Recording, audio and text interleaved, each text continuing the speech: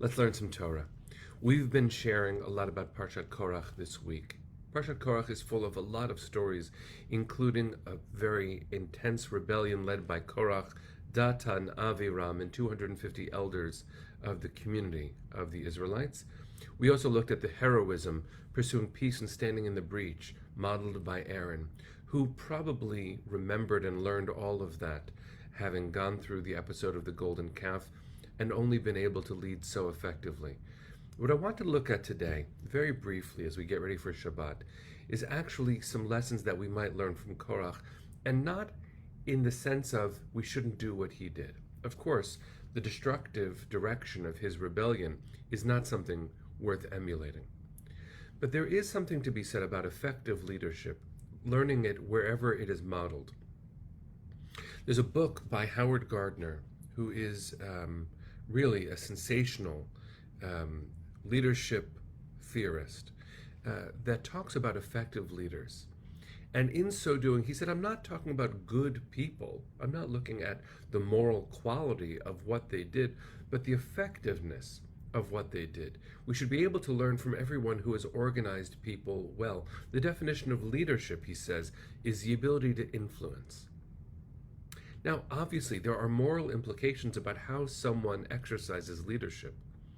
But if you care about something, you care about an idea, an ideal, be it a political ideal, a family truth, love, the question is, what do I do in order to pursue that? Obviously within bounds. I'm not talking about straying from a moral path. I'm talking about how to effectively reach people. If you look at Korach, there's a lot of power to him. He manages, in the midst of the desert, in the midst of the miracle of manna falling every day from heaven to feed the people, in the face of Moses, who went up the mountain twice, and whose face has been transformed by the encounter with the divine. He has been through so much, and Korach has seen it all. And in the face of all of that, after battles won by Moses' leadership, the battle against Amalek early in, Sinai, the sea splitting, Korach knows all of this. And yet he stands strong and firm in his belief. And please don't construe my praise for Korach's bravery as admiration for his character. It's not that. But he manages to stand in the face of great odds because he has tapped into the discontent of the community. Clearly his message works, and his delivery of it works. The community rallies around what Korach says, is willing to hear him and follow him. But I don't want to spend as much time, Lisa, you're correct, I don't want to spend as much time comparing Korach to today's populist leaders who twist things, take pieces of truth, and sells it. And that you are correct, 100%. I have a piece coming out on My Jewish Learning, actually today, all about the point that you're making as well, that he is for himself, not for the people. Korach is not to be trusted. I'm looking at the model of effective leadership that he models. He offers a glimpse into what people respond to. Now, it is complicated if you master this, because you, God forbid, could manipulate people to hurt someone. That's not what we're talking about. But if you care about your community, then sometimes you have to rally your community. If you care, let's say, about a shul community, how do you bring people to a sense of pride, belonging, magnetism? Charismatic leadership is very complicated, but it is important to explore because ultimately, if used to help, and if held accountable by the community itself, it can do massive amounts of good. I'll share something very personal about this. I think about it a lot. When I was an assistant rabbi in Sharon, Massachusetts, which was my first pulpit, I enjoyed myself a lot, but struggled because it was hard to be an assistant. It's a good learning curve for anyone to be on, to follow a good teacher, to be in community. And test your wings before everything really relies upon your voice. And then I was looking for a second position 5 years into my role.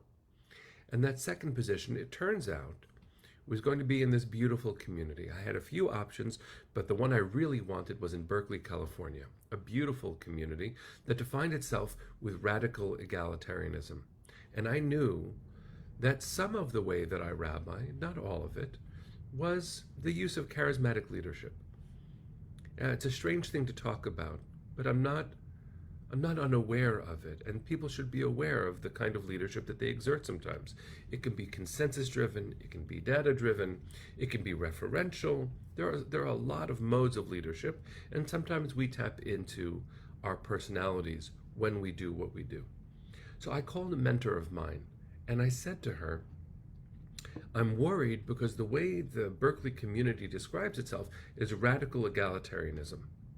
And I'm not sure that my way of leading will be healthy for them.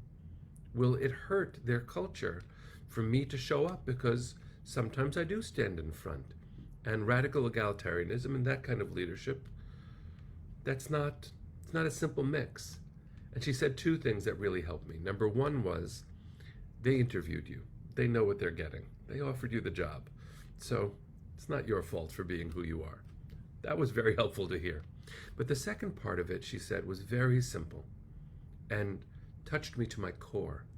She said, Menachem, it might be true, all of the things you've said. Are you an Eved Hashem? Are you a servant of the Holy? And I just stopped. And I said to her, I sure hope so. She said, you're fine. That won't hurt anyone. When we hold ourselves accountable and it isn't about us, perhaps the models of leadership that we read about in this week's Parsha that go terribly wrong, if used for good and held accountable because they answer to something larger than the self, they might even help. Korach wasn't about the common good, but we are. Let's make sure that we don't deny our community the power of our presence as we try to lead ourselves and each other forward into a better tomorrow. That takes a lot of bravery, and it takes a real effort on the part of community to hold our leaders accountable. We see countless models in our world where leaders who are not held accountable and are very powerful hurt others. We can't be careless in our use of power.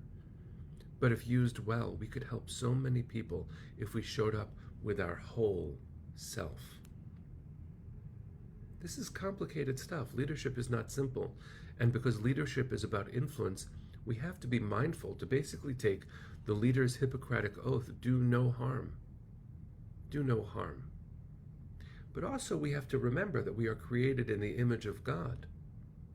It is so important for us to say, here I am. This is language from Rabbi Abraham Joshua Heschel. Here I am, created in the image of God, a fraction of God's infinite power at my disposal. That's not easy. It's very demanding. And when you care about the community, it can be a true gift. So may we be mindful in our use of power, but may we be present and brave and use it for the sake of others, because that's what our world needs. Our world needs us to show up and give everything we've got as lovingly and gently as we can. Bless you all, friends. Let's get ready for a good Shabbos.